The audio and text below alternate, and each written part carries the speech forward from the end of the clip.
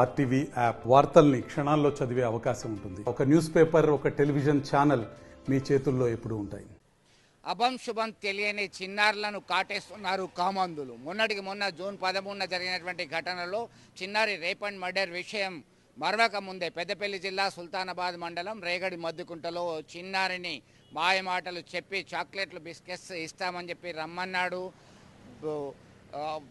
Rape చేశాడు, అత్యాచారం చేశాడు. దీంతో అస్వస్థతకు గురైనటువంటి బాలికను ప్రశ్నించినటువంటి తల్లిదండ్రులు ఏం జరిగిందని గుచ్చి ప్రశ్నిస్తే జరిగిన విషయం చెప్పింది. దీంతో పోలీసులకు ఫిర్యాదు చేశారు. సదరు పాపకు సంబంధించినటువంటి పేరెంట్స్ విషయం తెలుసుకున్నటువంటి వెంటనే రంగంలోకి దిగినటువంటి పోలీసులు సదరు వృద్ధుల్ని అరెస్ట్ చేశారు. పోక్సో చట్టం కింద కేసు నమోదు చేశారు. పాప ఆసుపత్రిలో చికిత్స పొందుతుంది. 8 ఏళ్ల చిన్నారిపై అత్యాచారం చేయడానికి మనసు ఎలా వచ్చిందని గ్రామస్తులు ఈసడించుకుంటున్నారు. ఆయన్ని కఠినంగా శిక్షించాలని డిమాండ్ చేస్తున్నటువంటి పరిస్థితి కనబడుతుంది.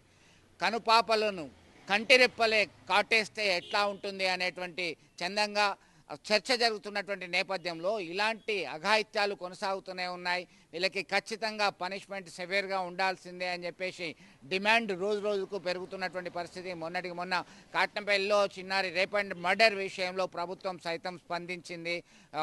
ముఖ్యమంత్రి రేవంత్ రెడ్డి, అలాగే మంత్రి శ్రీధర్ బాబు, స్థానిక ఎమ్మెల్యే తదితరులు స్పందించడం జరిగింది.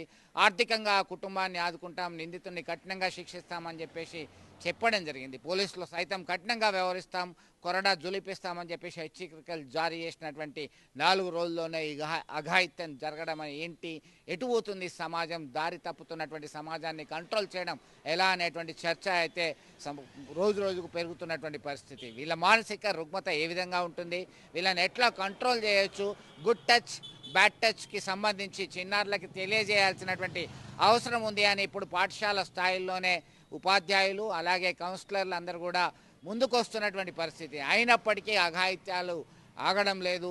చిన్నారుల భవితవ్యంపై సర్వత్రా ఆందోళన నెలకొన్నటువంటి పరిస్థితిని గమనించవచ్చు. మరిన్ని వీడియోస్ కోసం ఛానల్ ని సబ్స్క్రైబ్ చేయండి. లేటెస్ట్ అప్డేట్స్ కోసం వాట్సాప్ ఛానల్ ని ఫాలో చేయండి. అండ్ లింక్ డిస్క్రిప్షన్ లో ఉంది.